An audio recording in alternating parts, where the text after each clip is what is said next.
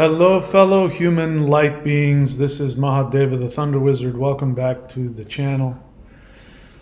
So today I just want to go over some thoughts that I have based on my experience personally, having had many spiritual teachers, both traditional and non-traditional, over my life, as well as having been a teacher of many different things for, again, most of my adult life.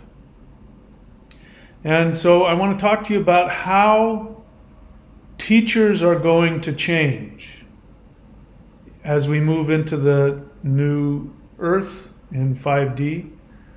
And we're going to take a look at why gurus are so popular, why the ones that are popular, why they're popular. And we're going to find out why those things that make those teachers popular, even many well-meaning teachers, why the things that seemingly make them popular are not going to fly when we get into the 5D. So, welcome back to the channel. And as you know, on this channel, what I do is I do my best. I do everything I can to give you practical tools that you can use. One of the things we're going to be talking about today is you are responsible and you are fully capable of completely changing yourself. You have the power to do that. And the only thing that's missing is the tools. You know, you have to have the desire to do what you need to do to become everything you want to be, to experience all of the joy and happiness that life has for you. And you have to have the tools if you don't already have them. Most of them, like most people like me, I didn't have the tools. I had to go find them. I'm here to give you those practical tools. So I encourage you to do the work. We're going to be talking about that, why many teachers are popular, and one of the reasons is they don't give you tools, and they basically tell people you don't have to do anything, I'll do it for you. So anyway, we'll get into that. So we've got this traditional looking guru there, and he's meditating, and he is levitating off the ground. He could be either a 3D guru or a 5D teacher. So the 3D gurus, they teach you things that appeal to your 3D mind. So let's talk about that for a moment. So in order to stay in the third dimension, you must vibrate at a frequency that is at the same frequency that 3D Earth is. Bear in mind that everything is a frequency. Everything. Everything manifests. My physical body is a frequency. If I started vibrating at a frequency that was different than what bodies are supposed to do in the third dimension, my body would either fall apart. If I went lower, that's what happens when people die, when they get sick. Technically speaking, their frequency starts to shift down out of the optimal range, and the body starts to fall apart. And if I were going to ascend to 5D right now and disappear, that would mean that my frequency would move up to a certain vibration, and I would no longer be manifest in this third dimension. The third dimension is a frequency, it is not a place. So in order to function within the third dimension, we have to be taught things. You are taught from the moment you are born. From the moment you are born, your interaction with your parents is actually one of solidifying a frequency. And when that frequency is optimal, then you end up growing up to be a well-adjusted human, where you're able to function and take care of yourself and interact with others and be physically healthy. If from the moment of your conception and your physical birth, if your parents began to vibrate on a much higher level, you would shift up with them. If they were to ascend to 5D, you know, parents, if you have little kids, little babies, and you ascend to 5D, your kids are going to go with you because they are tapped into your frequency, and so they will adjust their frequency to stay connected to you. So to be in the third dimension, when you're born, you're a soul. You're a soul that's vibrating, you know, at a level far, far higher than this lower third dimension. I mean, there's a reason why babies cry when they come into manifestation, because it's like, no, why am I here? It's so dark and, you know, all that. And there, you know, there are people who have shared near-death experiences where they physically died and come back. And one person was talking about remembering how many times, apparently this was a challenge for him, how many times as he was incarnating into a fetus, that in order to lower his frequency enough to get inside the fetus, it was so uncomfortable for him that he fought it, and he, you know, and then, you know, the mother ended up having a stillborn, and he had a lot of karma that he had to pay off for that. But the point is, his experience was that he, you know, when he was trying to lower his vibration to become human, it was so painful that he just said, I'm not doing this, I'm out of here, I'm done. And he broke his, you know, his soul, literally. That's the only time I would consider using the word soul contract, when you come incarnated, not the codependent nonsense people use to justify their destructive relationships. They call it a soul contract. Those aren't soul contracts. Coming into a physical body is a soul contract. Anyway, so in order to be human, our parents teach us where to vibrate. And these vibrations have to do with how we view reality and our relationship to reality. You know, here's another interesting way to look at it. One of the most interesting things about the European migration to the New World, the Americas, is that for, I don't know how long, I think it was for decades, there was a long period of time, many years, where Native Americans, I think Florida was what was mentioned. I don't know exactly where, but I think it was in Florida. That there were these Native Americans in Florida, and they would be at the edge of the ocean, and they would see on the ocean, they would see these waves coming out of nowhere. And these weird waves would be out, you know, just, you know, offshore, and go past them in both directions. And they were trying to figure out what it was, until one day, one of them was looking, and he was able to finally, the ship appears, and he sees a European ship, you know, an English or a Spanish ship going by. And once he saw it, he couldn't unsee it.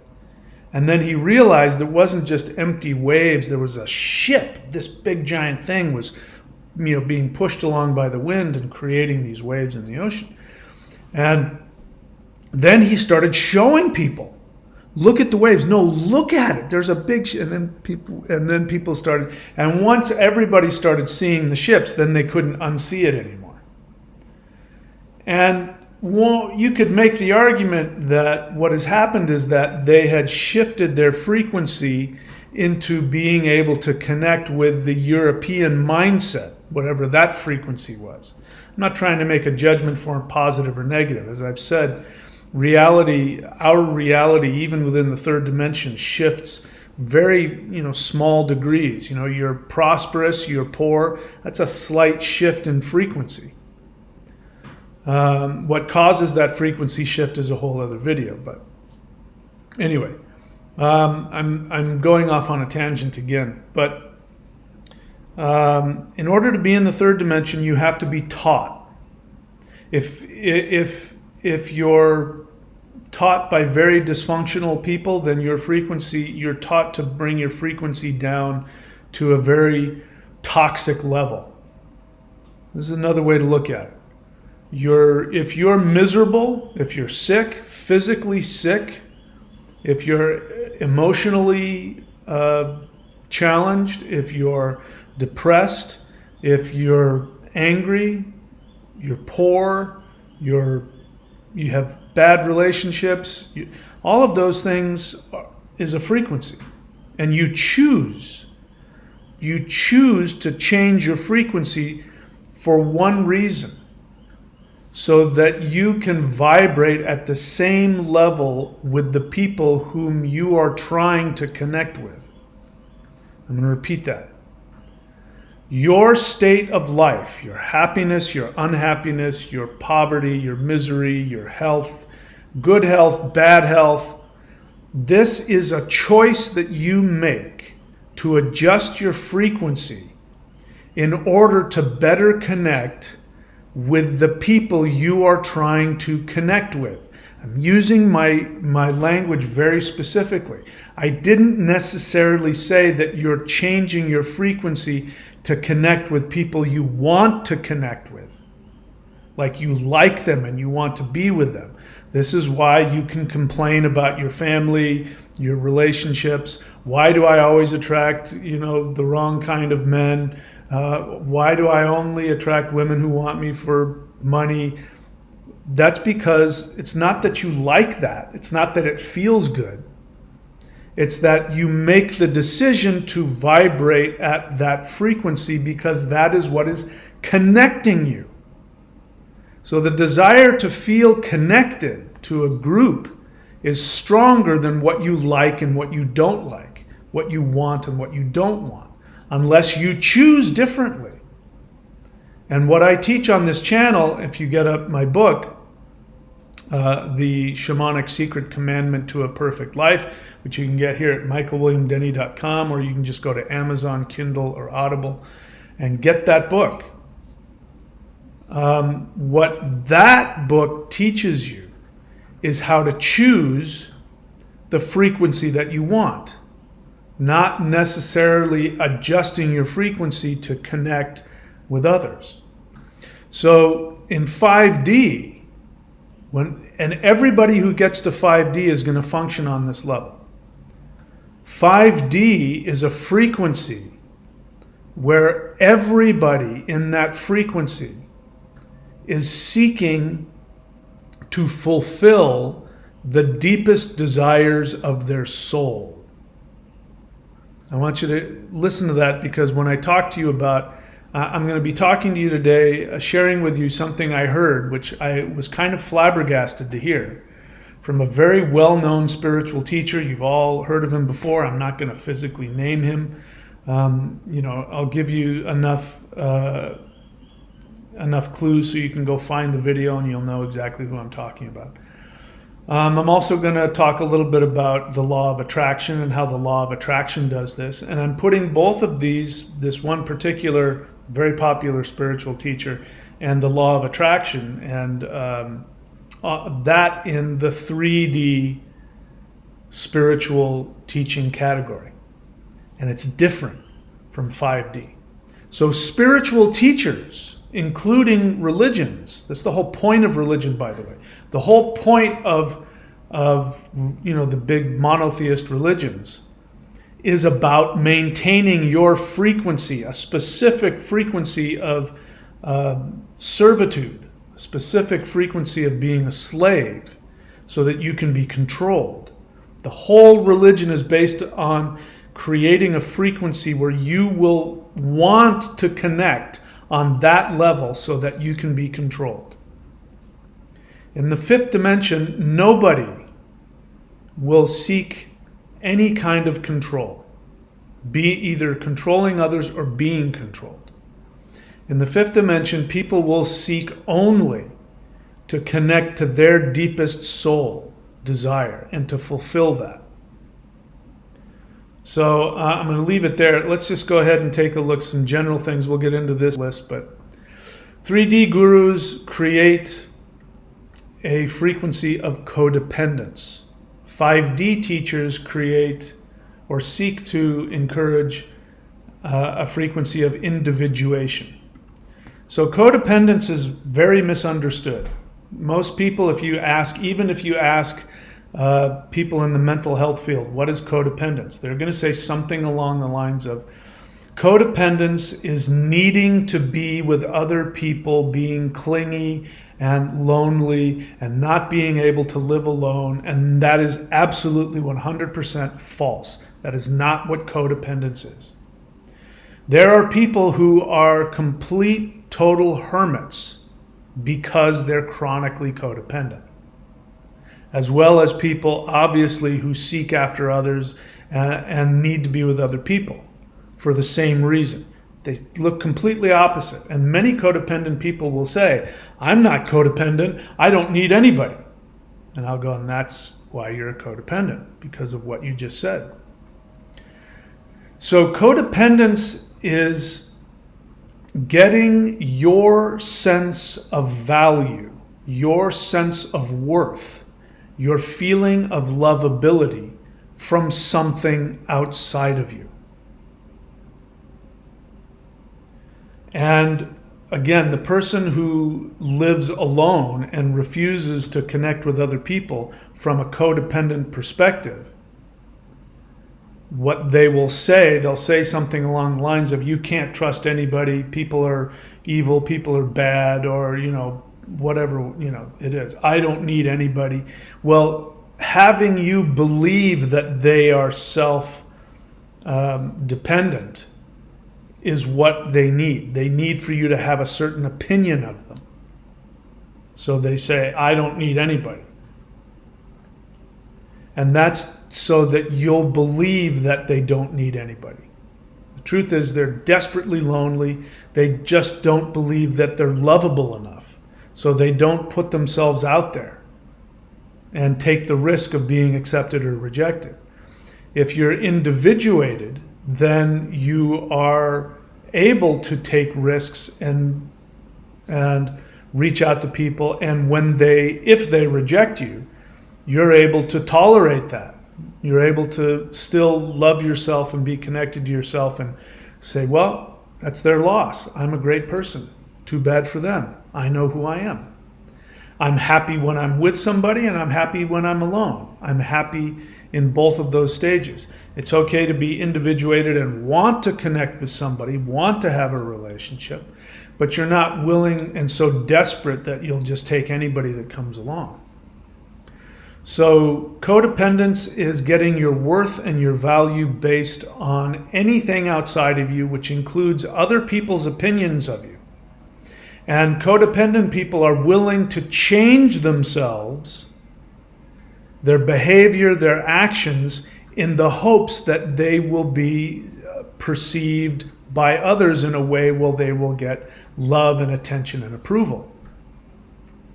And this is a 3D teacher. 3D teachers appeal to that need. And I'm going to give you an example in just a minute. A 5D teacher is individuated and teaches individuation, which is you learn how to be your own person, and you learn to get your value, your sense of belonging, and your relevance from within you, not from anything outside of you. So that's why people get confused when I say the one commandment, when you read in the book, is that you must, it is a commandment. You must seek to fulfill the desires of your soul, which are going to be things that will seem very selfish to the codependent person. For instance, as I've said many times over and over again, the main reason I am here on this planet is to surf. That's why at age 60, I am doing everything in my power to stay healthy enough to go out there and surf on a daily basis if the waves permitting. Because that is the only thing in the universe that gives me the greatest joy. It's the one thing that gives me the most joy in this existence. So I've completely, totally focused everything on that. And in order for me to do that, I have to live in a place that allows for that. And I have all these really unbelievable, impossible criteria for accomplishing that. And here I am living it. And I sacrificed everything. I sacrificed, stability, money, people I knew. I walked away from everything to accomplish the one thing that gave me the greatest joy. And that sounds selfish to the codependent person, because the codependent person believes that their value comes from being accepted by the world. I was listening to a friend of mine just recently talking about wanting to get a mortgage and get a house. Now, he didn't ask my opinion. I didn't go very deep into it because he's not my student. But had he asked my opinion, I would have asked him, why do you need to do that? And his response would have probably been along the lines of, well, I'm now in my 30s and, I need to be a functional person in society. So it's about having respect. He might tell himself that it gives him some stability and some safety and some comfort, but it's really about fitting into society. How do I know that? Because in order to own a house, own in quotes, you have to go to the bank. Now the bank is going to take a look at your credit, your credit score. And that credit score tells the bank how relevant you are to society. It has nothing to do with whether or not you can pay them back. I know from personal experience, because there have been many situations where I've had more than enough money to pay rent for things or to, pay back loans or whatever, and I've gotten refused because there's certain things on my credit score. And there, people now, in the States anyway, lots of places when you go to rent something, they won't even talk to you unless you have a certain credit score. Even if you walk in with a bundle of cash, I got this much cash, they don't care about that. The credit score is about about society, which is run by the banks, telling you you have value. Your score is such and such. Whatever that score, you're a good person. So having a house means that you don't own anything. You're paying rent to the bank. The bank owns your house. You're paying rent to the bank every month. But if anything goes wrong, you have to fix it. The bank's not going to fix it, even though the bank owns the house and you're paying rent to the bank to live in your house. Something breaks, you got to fix it. If at any point in time, 5 years down the road, 10 years down the road, 20 years down the road, you can't pay your rent, which is called mortgage, you'll get kicked out of the house. The bank will come and take the house from you. Even though 20 years into your mortgage, they've already made back all of the money they lent you, plus all of the interest that you've put into it. Plus, they now gain all of if your property value has gone up, they've now gained that. They've gained all of the money that you've put in to do renovations or keep it up to date. They have all of that, and you have nothing. And so you don't own anything. You're better off renting. That's how I look at it. That's why I rent, because if I rent something, I can pick up and leave whenever I want. If something goes wrong, I call the landlord. He's got to come over and fix it and pay for it. It doesn't cost me anything. My rent doesn't go up. I get to stay where I'm at, and it's the same. I'm still paying the same amount of money out of my pocket. In fact, I'm paying less if you take into account I'm not paying for upkeep and repairs and all that. But being a renter doesn't give you as much clout or credit. See what I mean? So when he says that he wants to he wants to, I should, grow up and get a mortgage, what he's really saying is, I want to be approved of by society. And this is codependence. I got nothing against people who want, if you can convince me that you want to, pay a mortgage and have a house, and if, you'll be able to convince me, not necessarily it's codependent, but most of the time it is. My experience anyway.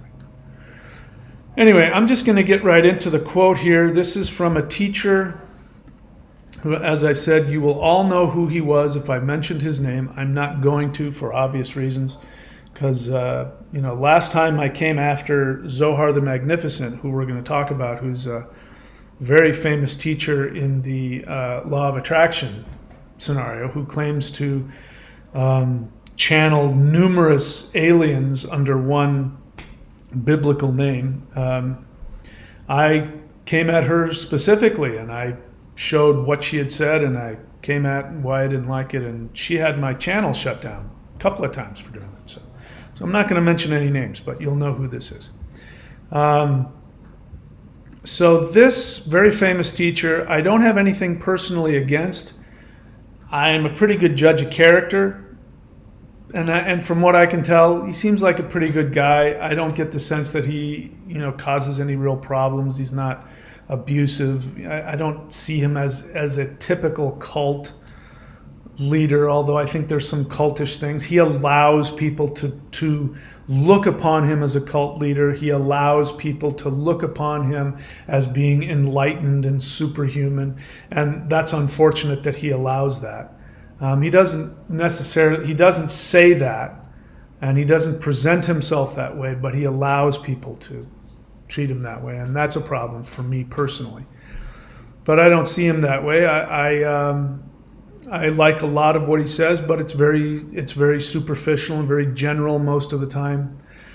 He teaches meditation, and I like that. And I like that he has a lot of people who are committed to a discipline of meditation and practice and things like that. So those are all good things, and I'm willing to accept that some people need to have that ashram environment in order to then take a first step and become individuated. But you have to appeal to their codependence in order to get them in. So I'm going to prove it. So here are the quotes. Let me see if I can find where the quotes are that I wrote down for him.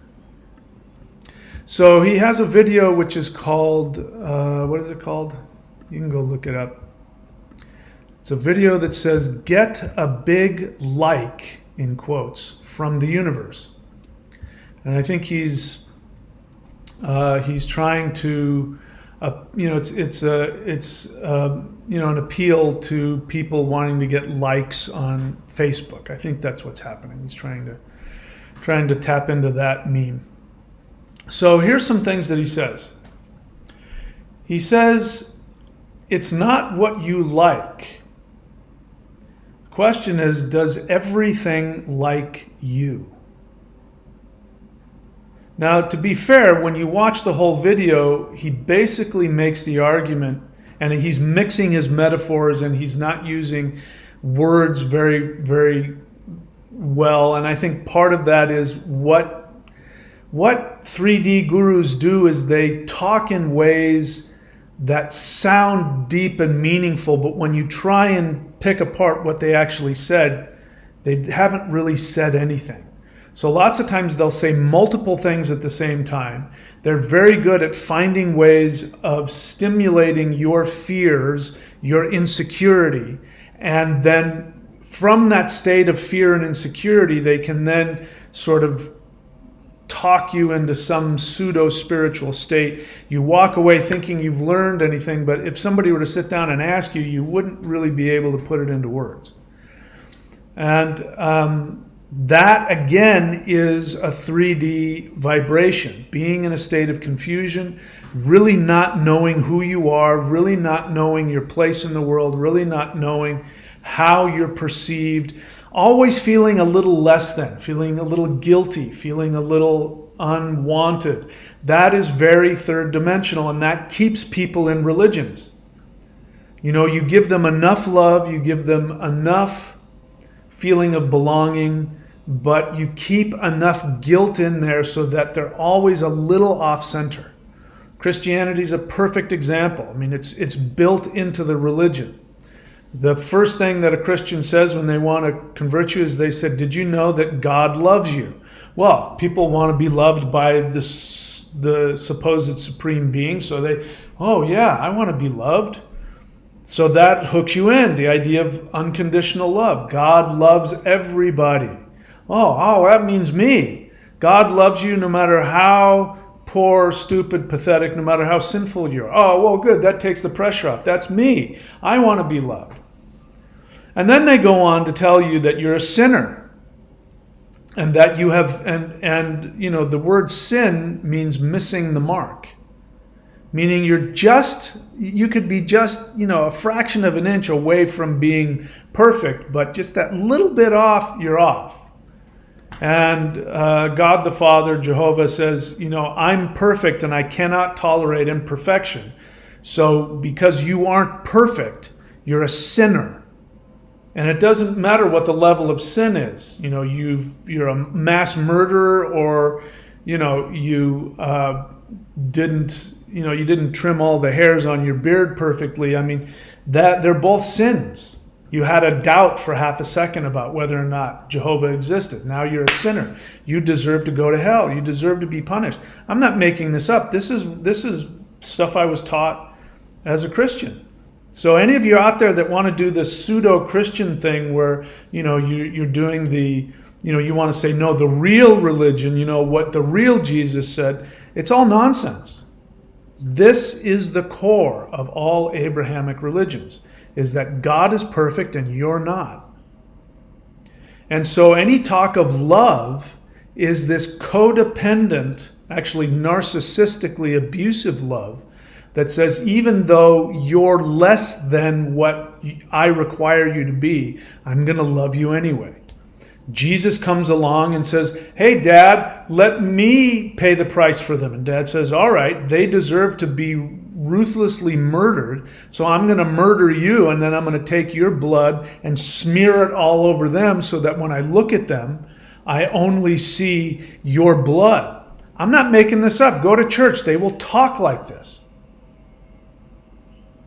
This is narcissistic abuse. There is no way, even if you become saved, which means Jesus saved you. What does that mean? I mean, how pathetic is that? Jesus saved you. Why? Well, you weren't worthy of being loved. So Jesus, who was perfect, died. He committed, suicide. Suicide by patricide. He allowed himself to be killed by his Father for the anger he has towards you, and now you get to live forever. I mean, there's no way that you can ever get to the point where you feel good about yourself, no matter how much, feelings and, weird feelings or happy feelings go through you.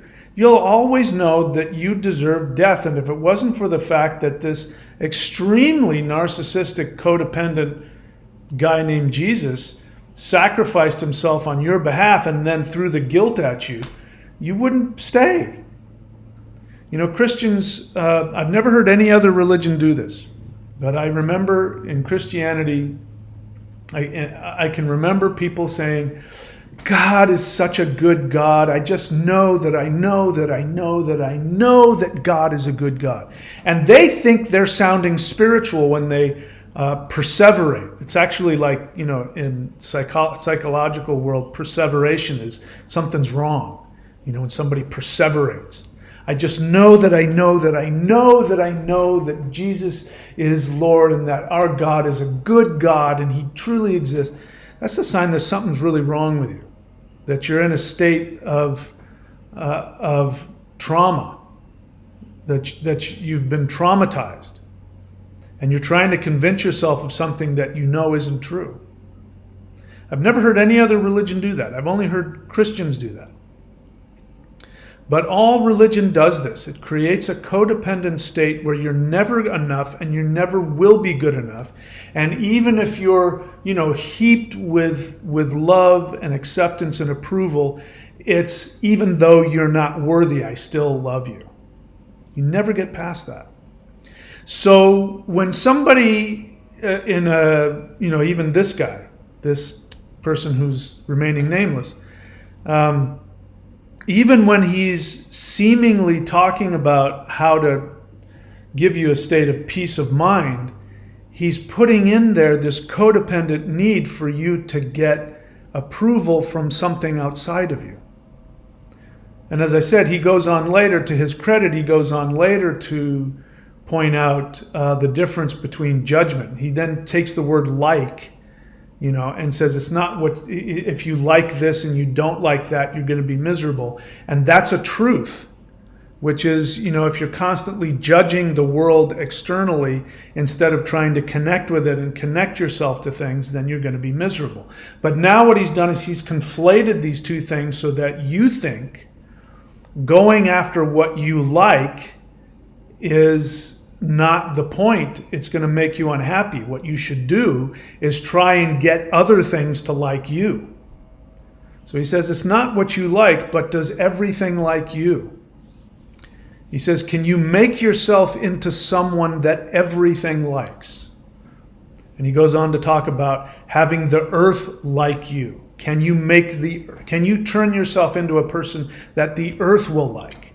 Can you turn yourself into a person that the birds and the leaves and the trees and that every other person you come in contact with will like you? That is incredibly codependent. It is chronic codependence. The idea of getting rid of your own desires and, in fact, getting rid of your identity altogether and trying to become whatever it is, other things, including God, including the earth, including the plants and the trees and the animals. You have to become someone that they like, which the assumption is you're not. You're not, just because you exist, you're not loved and approved of. And this is the difference between 3D and 5D. 3D starts with the frequency that says you're not enough. There's something wrong about you. You aren't loved by everything. And then codependence says you get your value, your lovability, your worth, not because you exist, but because of what you do. And this is what this teacher is saying. This teacher is saying you have to change yourself and do things that everything else likes. You have to get everything to like you. The assumption is it doesn't like you right now. And I'm here to tell you that the moment, as I said earlier, the moment that you're born, you make a choice to shift your frequency so that you will connect with the beings around you. Because survival is not being alone. Physically alone in the third dimension means death when you're an infant. So the first thing you do is you are the infants are the greatest super empaths. They're connected energetically because they don't have enough brain to know any concepts or language. The only thing they know of is the connection that they feel, and that's a real thing. Their understanding of connecting to others when they're first born is accurate. When you become older, it's not. The vast majority, if not all people who identify as a super empath actually has almost zero accuracy when it comes to what other people are actually feeling in their essence. That's a whole other subject. But when an infant comes out, their radar is 100% accurate. And so whatever is around them, they choose to adjust their frequency so that they can stay connected. Just like the Native Americans who had never seen a ship before because they weren't vibrating on the frequency of the mentality of Europeans. They couldn't even see the ship. They just saw the waves in the ocean. So the moment that they saw, that meant that they had adjusted their frequency, and of course it was a frightening experience to them. They didn't see the ship and go, oh, there's people coming. They went, what the hell is that? In fact, for the longest time, before Europeans landed in North America, there was a huge civilization there along, in the Midwest and in the East United States. There was a huge civilization, big cities, temples and pyramids and mounds and all that. And when the first English settler landed, what they saw was a bunch of deserted villages with either people dead or gone. And that's because of disease. Disease had gotten there from the Europeans long before the Europeans actually physically got there. And because of that, from the very beginning, the Native Americans saw Europeans as demons. They saw that they were going to be spiritually attacked. That's why those first Native Americans are looking out in the ocean and they can't see the ship. They can see the waves because the water, they're connected to the frequency of the water, but they're not connected to that mindset. And so they were right. If they were right when they were saying what's coming are demons. Demons are coming to destroy us. And what they meant was the frequency of the thought was so different from where they were that it was going to be damaging to them. And that is exactly accurate. All right, so back to this teacher here. So it's not what you like, but the question is, does everything like you? That's the exact kind of thing that they used to say in church when I was a kid. They would read a passage where Jesus says, if you have the faith of just the tiniest little bit of faith the size of a mustard seed, you can tell this mountain to move from this place to that place and it will obey you. And then the pastor comes in and says, do you truly believe? Do you truly have enough faith? And of course the answer is no. No, I don't. Guilt is already filling you. Not, hey, we can all do this. Here's how I did it. You want to learn how to do it? They don't say that. So it's not what you like, but the question is, does everything like you? Because it doesn't right now. So can you make yourself into something that everyone likes? Can you make yourself something that all people like and the earth likes? And then he goes on to say something extremely codependent, which is, if you become someone that everything likes, you will be happy and prosperous. Meaning that if you become the kind of person that the earth likes, the earth will give you good things. And he says, if you don't become someone everything likes, you will be cursed. So again, this is Christianity. This is what Jehovah said to Moses. Moses was there looking at the burning bush. By the way, none of this ever happened historically, but the mythology of it, the fake story, the made-up story is that Moses is standing there in front of the burning bush, and the burning bush tells him, I am the Lord your God, you shall have no other gods before me. If you follow all of my commandments to the letter, I will bless you, and I will give you children and riches. 7 generations I will bless you. That sounds good, right? The next part is, he says, and if you do not follow all of my commandments perfectly, then I will curse you, and I will curse your children, and I will put boils on your skin. In other words, he makes it impossible. Because the whole point of Christianity later was that, it was impossible to follow all of the rules. So Jesus had to come and fulfill everything so that you didn't have to. Either way, you're getting your value from someplace outside of you. So this idea that the earth doesn't love you, and that the plants and the animals don't love you, and that people don't love you, just as a starting point, he doesn't say that, but that's built in. If you become someone that everybody likes, you'll be happy and prosperous. If you don't become someone everything likes, you will be cursed. It's built in that you already aren't lovable just because you exist. He goes on to say, you must strive to get the earth to like you. Why? Our Mother Earth doesn't like us? I have to strive to get the earth to like me? He says, if you get the earth that you walk on to like you, everything is a blessing.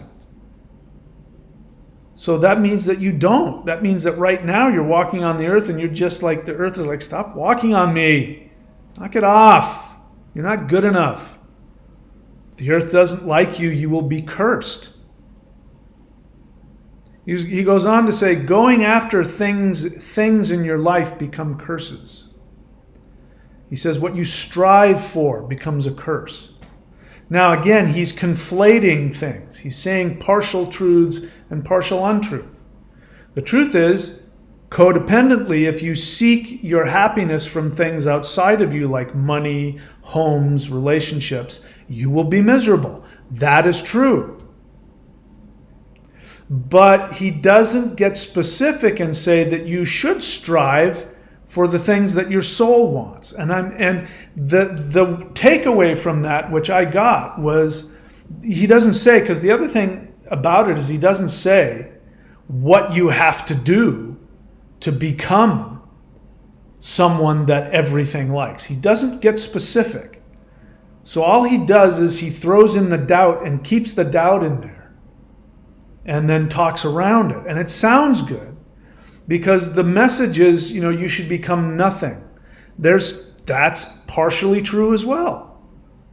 You should become nothing and then everything will like you. But if you become big and full of yourself, then nothing will like you and God won't like you. In fact, he even uses the phrase, if you become someone that everyone likes, then you will become an instrument of God.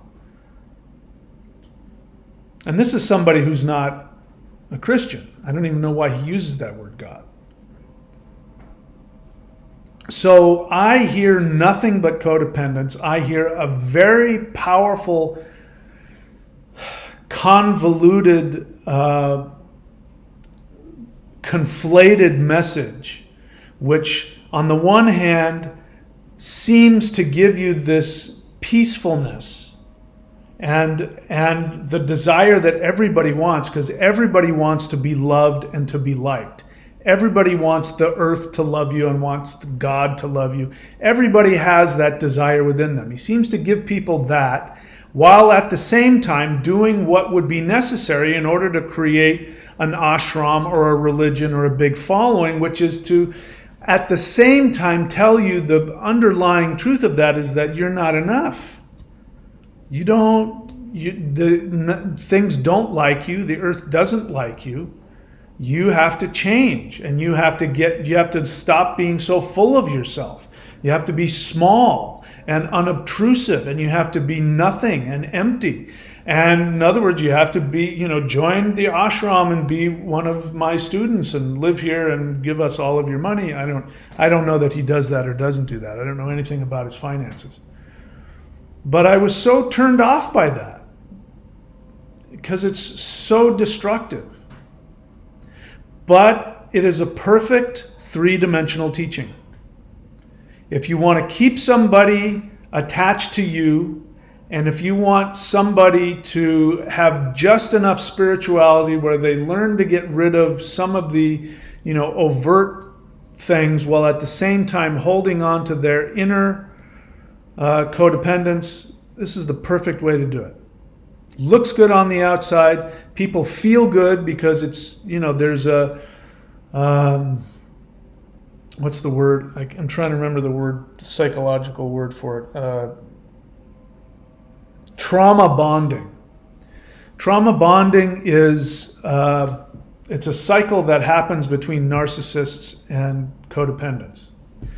And what narcissists will do is they will love bomb you, which means that they will seek to try and find out your deepest desires, like your weaknesses, like needing to be loved, needing to be approved of, whatever it is, whatever your particular need along that is, they will appeal to that, and they will find out what traumas didn't get met as a kid, and they will meet those, so that then you will become bonded to them. You will, in fact, will feel like your entire existence hinges on being connected to them. Then once they have that, then they will begin to badmouth you. They will begin to abuse you, either by verbally abusing you or rejecting you or avoiding you or something. And then that approval that meant so much to you in the beginning, you will be traumatized when you don't have it because you will feel like it's killing you. And this is appealing to the infant's need to vibrate at the level of the people around them so they won't be left alone and eaten by a bear or a saber-toothed tiger. It's that same thing. So as an adult, when somebody narcissistically love bombs you and meets your deepest wound and then begins to abuse you, you will take the abuse in the hopes that they will once again accept you, because then you will be saved. And then what ends up happening is they push it to a point where they take it as far as they can until the bond is about to break. And then just before you end up disconnecting from them, then they love bomb you again. And they'll give you an excuse. You did this, you did that. Good boy, good girl. And then you go, oh my God, I'm going to be okay. And then you feel so much love and you think it's all going to be okay and you're bonded, and then the process starts all over again. This happens in every freaking religion that's ever been created. And this is what I see this guy doing. Now, he's not doing it on the level of Charles Manson or, David, I don't know, David Koresh. He's not doing it on the level of a hardcore, death cult. I'm sure there's plenty of well-rounded people in there and they're perfectly functional, but it keeps them in the religion and they never individuate. 3D versus 5D. 3D gurus create codependence. They exude and teach false humility. It's false humility to say, I'm going to change myself so that Mother Earth will like me. That's false humility. Because you're already everything Mother Earth wants. If you act in destructive ways towards yourself, you disconnect yourself from her. But it's false, the love and light crowd that says, I don't have any hate in me, I never go down that, I only talk about love and light. It's false humility. It's not real. And it's designed to get approval and acceptance when at the same time feeling like a piece of garbage and being full of rage and anger and not being able to tolerate your own negative feelings. It creates a salvation. So the idea of changing yourself so that Mother Earth will like you and then bless you, in other words, salvation.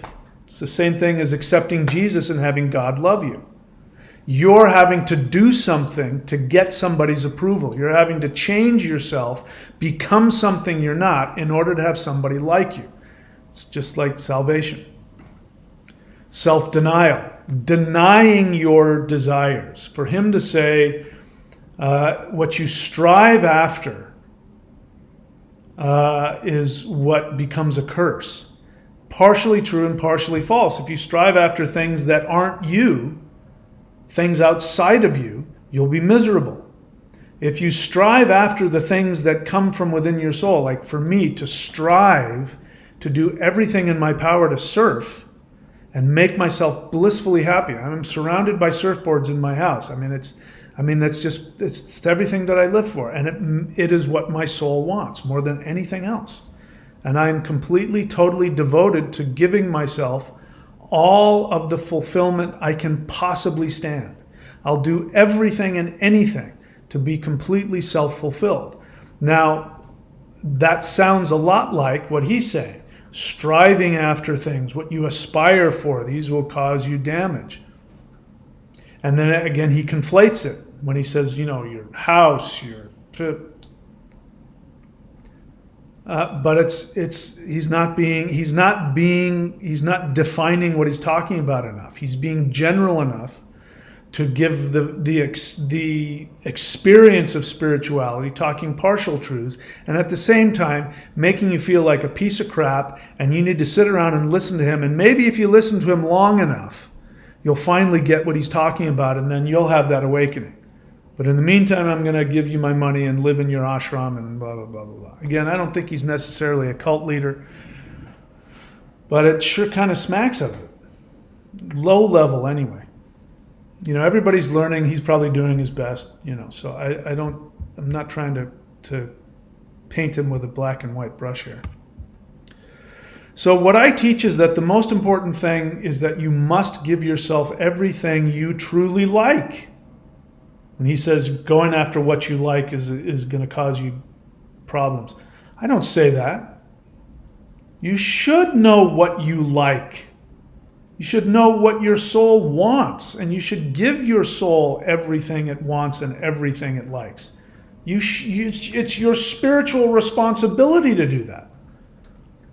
The problem is knowing the difference. Knowing the difference between what you truly want and what you're doing to distract yourself. People have asked me this all the time. One of my problems is that I just assume that you understand what I mean when I say something. And I'm finding out, especially if somebody's new, they oftentimes won't know what I'm saying because they're bringing other definitions into things. But, people will say, well, what if my soul desire is to do harm to other people? I would say your soul would never want that, because your soul is God, and your soul is connected to all other souls. So if you giving yourself something causes harm to somebody else, your soul doesn't want that. What that is your human 3D vibration frequency of distracting, of codependence. The 3D frequency of getting your value based on other people's love or approval or other people's energy. So I'm going to give you two different ways to steal from somebody. One is the obvious one, where you go and you steal their stuff. You steal their money, their car, their wallet, whatever. The assumption behind that is that you can't get your physical needs met because you're a codependent and you're not worthy. So what you're going to do is you're going to take somebody else's stuff and meet your physical needs. And that is damaging to them. So you're technically doing something good for yourself, but at somebody else's expense. And that is not something your soul would ever do. So that's one way, taking people's stuff. The other way is trying to force people's love and approval on you, trying to manipulate them so that they will love you and accept you. This is called codependence. You want to know what a codependent relationship is? When you are acting in such a way towards somebody else in the hopes that that behavior will get them to like you. I made the example of Myrtle, who went to the PTA meetings and brought cookies in the hopes that everybody would love her, not because she wanted to give something nice to people. And when people didn't ask for her phone number months later and didn't constantly praise her for bringing the cookies, she got all upset and said, all I do is give and give and give, and nobody gives back to me. She was giving so that she would get something. That's stealing. Passive-aggressive ways of stealing. One is an aggressive way, stealing your stuff, knocking you on the head and taking your money and leaving. The other one is manipulating you and kissing your ass in the hopes that you will love them back. You're stealing. So saying that, if somebody asks, what if my soul desire is to harm other people? That's not possible, because your soul only wants to benefit itself, which means your soul. When you are connected to your soul and you look at another person, you see another soul, and you want their happiness. You don't feel the need to gain their approval, and you don't feel the need to force happiness on them. You want them to find their happiness. If you give them gifts, it's because it makes you happy to see them happy. And as I've said, one of the most powerful ways to shift to 5D is every day do something for somebody else that makes them happy without them knowing you did it. In fact, that's the rule. They can't know that you did it. That's how the soul works. And the person who does that, if somebody's doing that, like as a spiritual exercise, they're doing it for their own individuation, for their own happiness, because they know that they will grow and they will find happiness, and I can't let anybody even know that I did it, because then that ruins it. All right, so 5D teachers are going to seek individuation, true empowerment, realization, and self-fulfillment. So, you know, the thing that I don't like about that video is that it's so clever. I find it to be very clever, like manufacturedly clever in the cute things that are being said, you know, trying to liken itself to how, you know, the codependent way of trying to get people to like you on Facebook or YouTube, but doing that in the, you know, the clever way. Anyway, I'm getting lost here. The other thing that I didn't like is when he said, when you get everything to like you, everything will become a blessing, and then you will become an instrument of God. I don't like that at all. And the reason I don't like that is because I can hear in that somebody going, yes, I want to be an instrument of God, which means being connected to God. And God is something outside of you that approves of you. And then when it approves of you, it will then reach his hand into you and then move you around and make you an instrument of his grace, his love. And then you can say, yes, I am used by the Lord. Again, Christians would say that. The Lord used me mightily. You know, it's a way of trying to get approval and look good. And at the same time, you know, virtue signaling, look at how spiritual I am. God is using me. Well, God can't use a dirty vehicle. But the assumption is that there's a God outside of you that wants to use you for his own purposes. And I'm here to tell you that God doesn't exist. So the idea of getting everything to like you so that you can be an instrument of God is so far from how it works. I mean, I understand what's being said. I understand why people say that. It just doesn't work like that. There is no God out there in that way. You are God.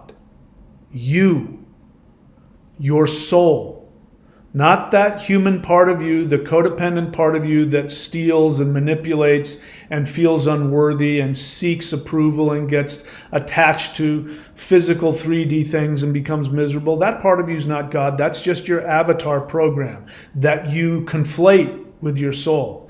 You think you are that, and you're not. You're a soul that is so much greater, so much more powerful than anything in the third dimension. All of this third dimensional, I was born here, I did this, those are just that's just the avatar program that you need in order to function. You can change that avatar whenever you want.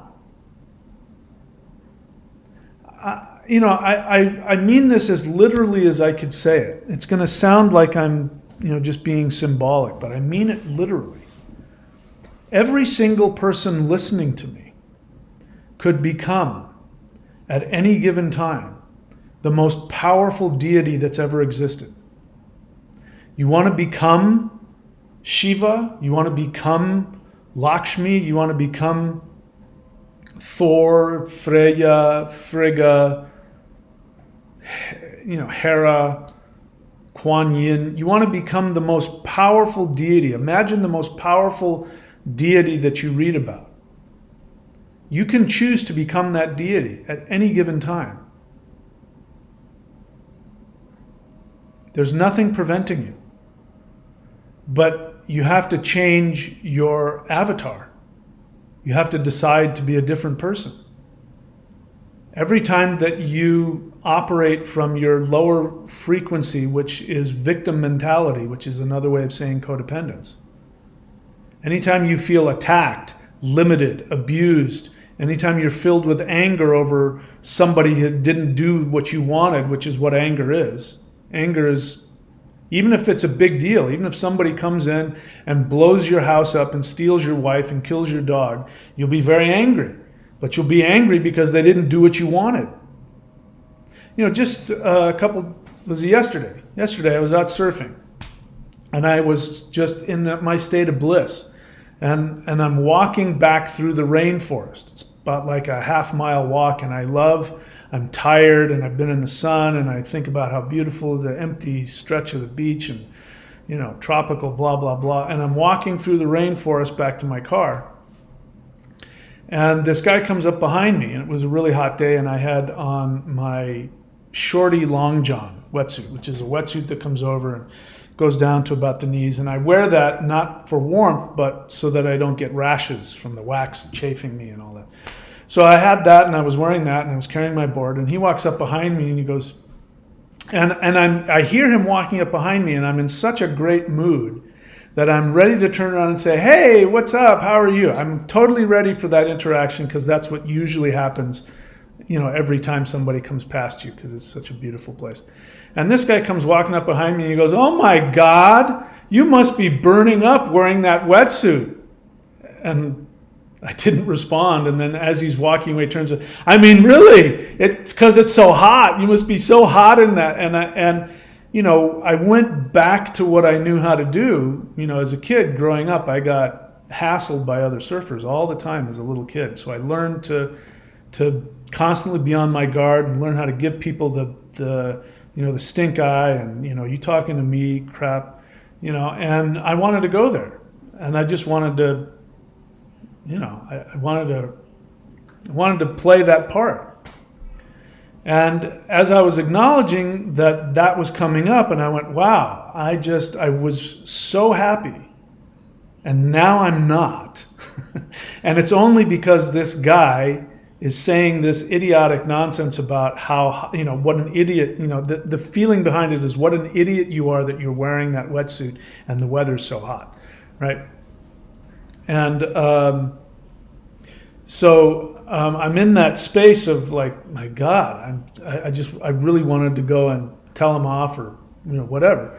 And I was just musing about how I went from being so happy to so uncomfortable.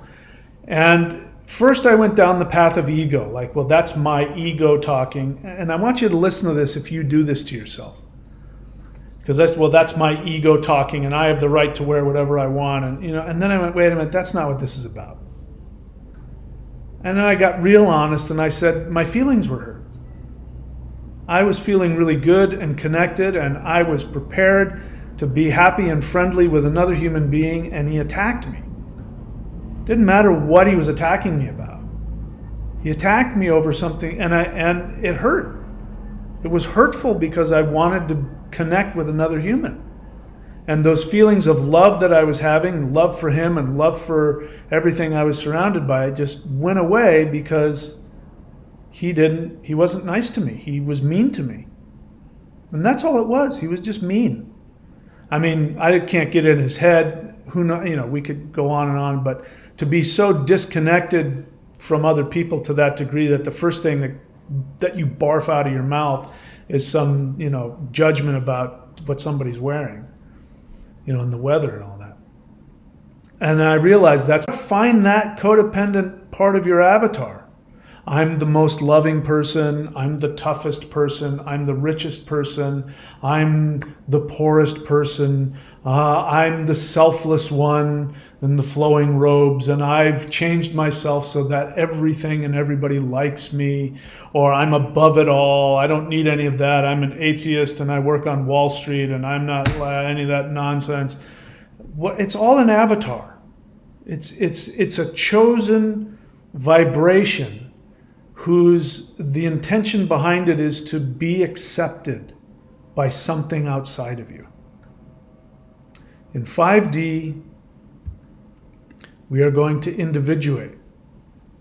And the teachers in 5D aren't going to want you to worship them, love them, admire them. They are going to want, if you need it and you ask for it, they will give you the tools to become a God. A true teacher, their deepest desire is that you will become better than they are at whatever it is that they're teaching.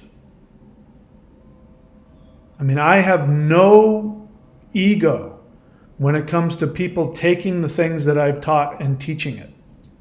I mean, I don't want you to use the name, like don't use the term celestial qigong or lightning qigong or any of that, because those are, I don't want you to be my financial competitor. But if you want to take everything that I've taught and you want to package it and put a name on it and go out there and teach people, please go right ahead. You want to take the practices that I've taught and you've mastered them and now you want to add on this and alter that, by all means do it. I have no ego about that. Because my only desire in giving you these tools is that you will use them and that you will become happy, you will become prosperous. It's the only thing I care about. I don't care if I get any recognition. Nobody here around where I live knows anything about what I do. In fact, I hate it, if I'm, the people I'm renting from live next door, and so they asked, what do you do? And I told them, but I don't do it because I want people to see me as anything. People I know, they say, how do you make a living? And I tell them what I do. But I have no need to be seen as anything. In fact, I don't like the idea of people seeing me as a teacher or any of that. I just want to be a person.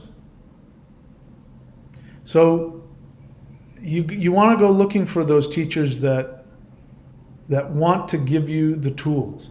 This is why on this channel, I'm constantly talking about needing for you to take the action. And remember what I said in the beginning. The frequency of the third dimension is based on you changing yourself and taking actions that will connect you to the people around you, even if you don't like it. If you want to know why would somebody want to keep dating abusive men, even though it's really painful to them? Because in their mind, they equate that with connecting to survival. And they believe if they don't connect to people on that frequency, that they will die. I'm going to put this, I wanted to talk more about this, but I've gone along, so I'll make this quick. But I wanted to also connect this to the law of attraction teachings. The law of attraction teachings, again, conflated half-truths at best, but it's based on codependence. This is why I'm constantly bagging on the law of attraction. Because the law of attraction starts from an assumption. The assumption is that what you need to be happy is outside of you. And what you need to do is change your vibration so that you vibrate at the level of those things that you want, so those things will come to you. So you're already starting from a deficit. You're already starting from a state of codependence, because you're already starting from an assumption that you aren't valuable in and of yourself, that you aren't lovable with just the fact that you exist, and that your happiness will come from having things. So here I agree with this teacher when he finally got around to saying it, is that the things outside of you aren't going to make you happy. So the idea that if you have the money, if you have the relationship, that you're going to be happy, because that's usually, those are the two things. When it comes to law of attraction, let's be honest, that's what people want. They want money and love.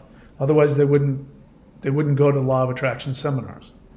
And so if you manipulate yourself emotionally to think about money and be happy about it, then according to that thing that exists outside of you will then float towards you. Be like a magnet will come to you. And same thing with relationships. If you think about relationships and being happy and loved, that then that man out there will be attracted to you and come to you. It's partial truths. But the assumption is wrong. The assumption that those things outside of you are going to make you happy is wrong. The assumption that we start from in 5D is that you are everything. You are God. You are love. You are bliss. And the only thing you need to do is focus and tap into the bliss that exists within you and then manifest that. So that's what's happening when I go surfing. When I go surfing, that is the way that my soul has chosen in the third dimension to experience itself. And when I'm experiencing myself at the level of my soul, I'm as happy as I could possibly be. There's nothing, I don't need anything. I'm at my level of bliss and happiness. So whatever that is for you, and this will never be something that instrumentalizes you. I didn't get to it, but when he said, if you become someone everyone likes, then you will be an instrument of God. What struck me was that there's a phrase in psychology called instrumentalization, which is what narcissists do. Narcissists, what they do is they have a fantasy of people that don't exist. They have a fantasy of people worshiping them like Jehovah, seeing them as perfect and seeing them as infallible and just adulating them. That's their fantasy. That's a narcissistic fantasy. And in the world, they walk around in 3D and there are these stick figures that don't exist because narcissists don't have empathy or compassion. They see you as something they can use to make themselves happy. So what they do is, like cult leaders do, they will take you. First, they will appeal to all of your wounds and needs and get you in that state of wanting to bond. Then once they've bonded you, they grab you, they pull you into their fantasy, they dress you up, literally sometimes. Sometimes they will literally tell you what to wear and how to look. They'll dress you up and they'll put you into their fantasy, and then they will use you in order to get the narcissistic supply that they need. And it's called instrumentalization. So the idea that somebody wants to become an instrument of God is incredibly codependent. It means you're saying, I want to throw away my value in the hopes that some being outside of me will take me and use me for their pleasure. Being an instrument of God, that's the last thing I would want to be. I'm God. You're God. I can't instrumentalize you. That's abuse. But I don't want to be instrumentalized either. But this is the fastest way to gain a following. You want to be a YouTube star? Then tell people that God will instrumentalize them. People ask me all the time, I just want to know what God's will for me is. There is no God out there that has a will for you. God's will is the desire within you that makes you happy. Anyway, this is where we're going to be in 5D. The law of attraction says that if you change your vibration in order to meet the vibration of external objects, then you'll be happy. And again, that's incredibly self-abusive. When you can decide what it is that you want, and you can decide who it is you want to be, and then you have to take the physical, psychological, and mental actions to align with that. You can't say you're God and then act like a demon. You can't say you're self-realized and then need other people's approval. So in the meantime, as you're shifting from one 3D codependent avatar into a 5D godlike being, in the meantime, while you are taking different actions, you will have to face all of the feelings that come up, which is simply your old avatar resisting the new avatar. Should I repeat myself? When you take actions on your soul desire, uncomfortable feelings will arise. Fear, pain, anger, name it. All kinds of negative feelings, trying to talk you out of becoming a god, fulfilling your deepest desires. And the only thing that means is that your 3D avatar, which is a creation of your mind so that you can fit into the third dimension, that program believes that you will die if you don't follow that program. So it will bring up a lot of uncomfortable feelings. And so when you're shifting from one avatar to the next, you will have to tolerate a lot of uncomfortable feelings while you continue to take the actions that will change your avatar into a 5D God. Anyway, I didn't accomplish what I wanted to today, but did my best, but hopefully you got something out of that. So if you're new to the channel, please go to the playlist 12 Steps to 5D. That's if you want to know how to change your avatar, it's the 12 steps. Go to 12 Steps to 5D and do what's in those. Not read them and think about them and listen to them and think about them. Do them. They're actions that you take. And also if you qualify for any 12-step program, go get yourself a sponsor. It's best to work the steps with another person. Go to the interdimensional meditation folder on my channel and follow the free guided meditations, and that will just do that. Trust me, it'll shift you faster than anything else I know of. And the third thing is do the free Qigong practices. When you felt the energy, and you want to go even deeper, then go here to thunderwizard.com, subscribe to the Warrior 90-Day Lightning Qigong, and simply press play and follow the instructions. You can get all of my books, michaelwilliamdenny.com. If you want to find out why the Abrahamic religion is this most destructive, codependent, narcissistic religion, read the book, Odin Says Jesus Was a Coward. If you want to have access to all of my video teachings that are worth thousands of dollars that I'm giving away for almost nothing, including the most powerful practice, which is the Maoshan 5-element forms, go here to 923.thunderwizard.com.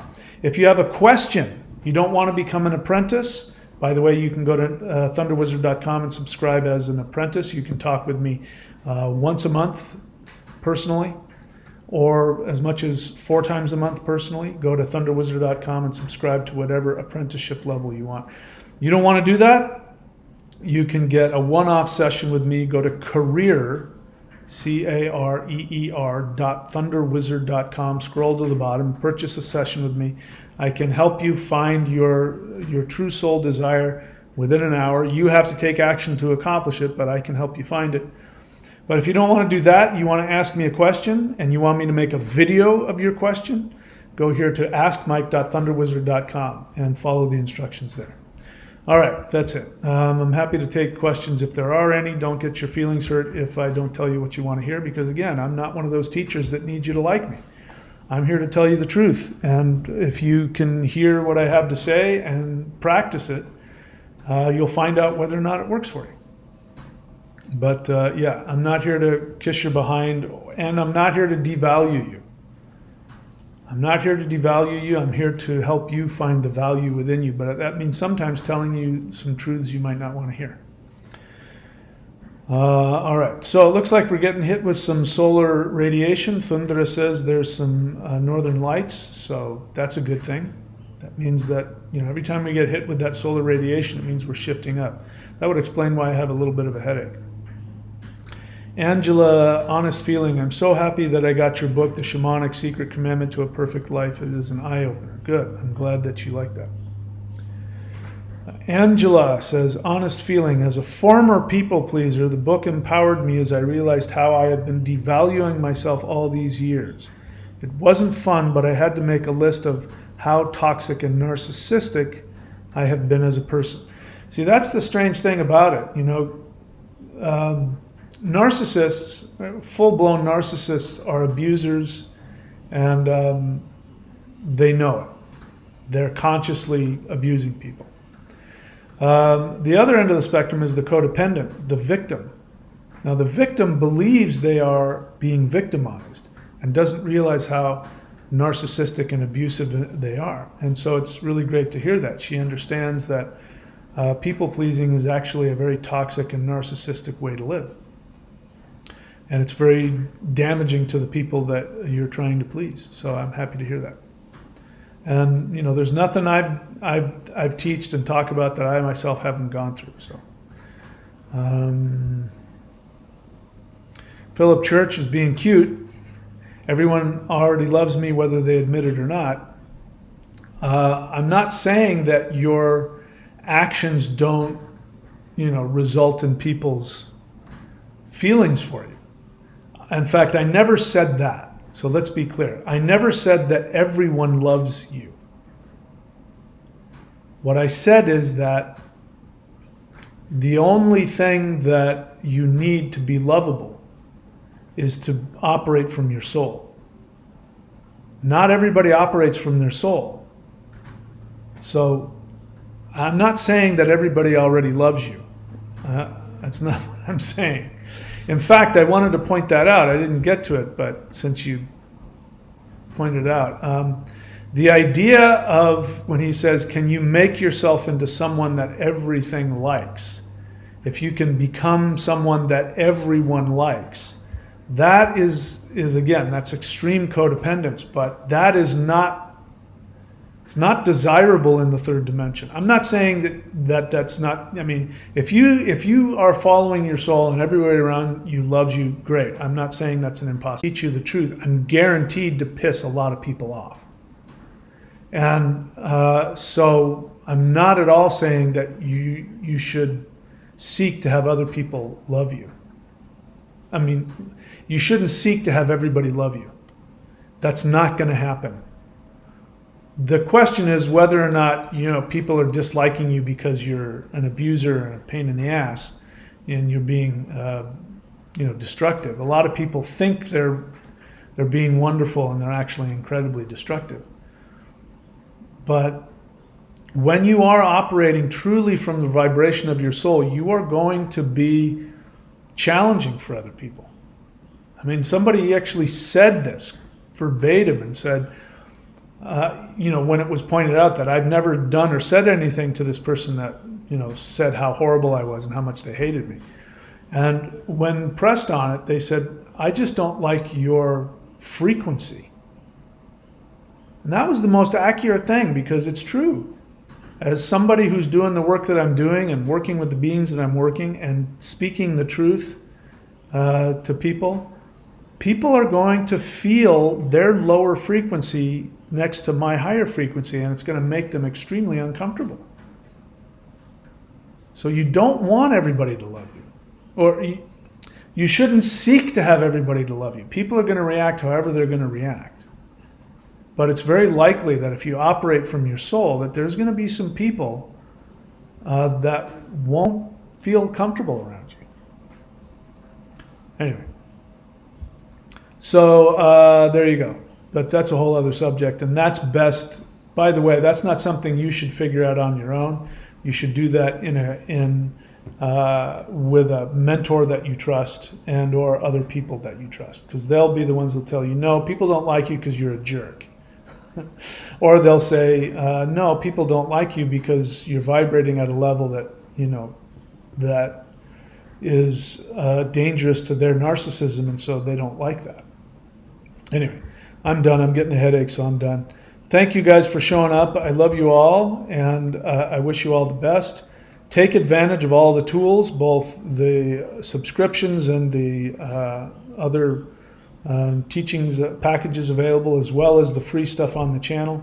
And whatever you do, just do something every day. I've given you the 3 playlists of 12 Steps to 5D, Interdimensional Meditation, and the Qigong. They're free to you. They don't cost you anything. And if you do something from one or all 3 of those folders every single day, I guarantee you, you will begin to shift. And if you want help, and I believe everybody should have a teacher and should have a mentor. If you want my help, go here to thunderwizard.com and subscribe at one of the apprenticeship levels, as I've already said, or get a session from me. We shouldn't be doing this alone. It doesn't work if we do it alone. We have to do it with each other. So I'm here to be available, and again, there's askmike.thunderwizard.com if you have a question. That's it for me, my friends. I love you all. I wish you all the best, and if the solar flash don't come and or I don't get beamed up to the Starship Enterprise, I will see you all very soon. Please take very good care of yourselves.